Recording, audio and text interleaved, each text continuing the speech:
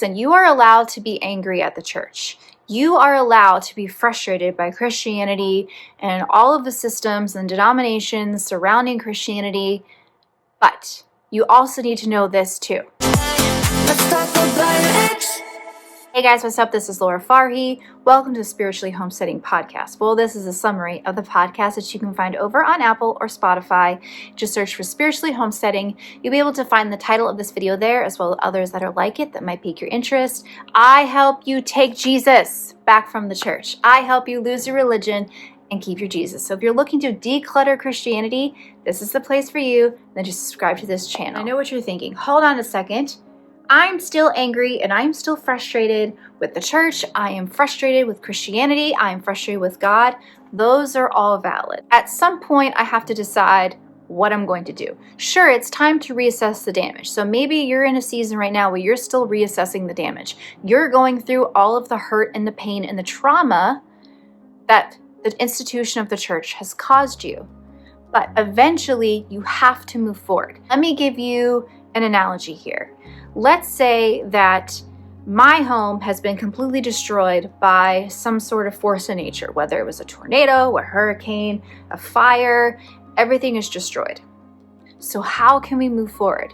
God and Jesus are not the same thing as the church and Christianity, so I think that's an important caveat. The other part of that is that if you enjoyed having a relationship with God, but you didn't enjoy the institution of the church, you still very much can move forward, which is what this channel is about. So let's start figuring out what your building plan is. What are the blueprints for your new house? What are the blueprints for your new life?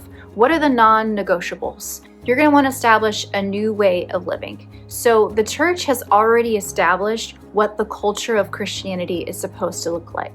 But you don't have to subscribe to that if you don't want to. You need to do the things that are going to help you grow and maximize your faith. So if that means being a part of a group of people who like and believe the same things that you do so you guys can help grow your lives and your faith together, that's perfectly fine. If it means something completely different, if you want to go to a church or a different denomination, you absolutely should. Whatever you need to do to help you still feel connected to God, you should absolutely do that. The other thing that I would suggest is know the boundaries of faith. So heresy, false teaching, what does that mean? Why? And I find that video on this channel as well as on my podcast. It's important to know those terms because if anybody tries to tell you that you're being heretical or false teaching or blah, blah, blah, blah, you can be like, no, I'm not. Thank you. Know your rights. Know your rights as a Christian interacting with other Christians. Okay? All right, guys. Thanks so much for being here. If this video was helpful for you, give it a thumbs up. I put out new videos every Monday, so subscribe to this channel so you don't miss out on those videos and hit that little notification bell so you can see it when it goes live. All right, I'll see you next time.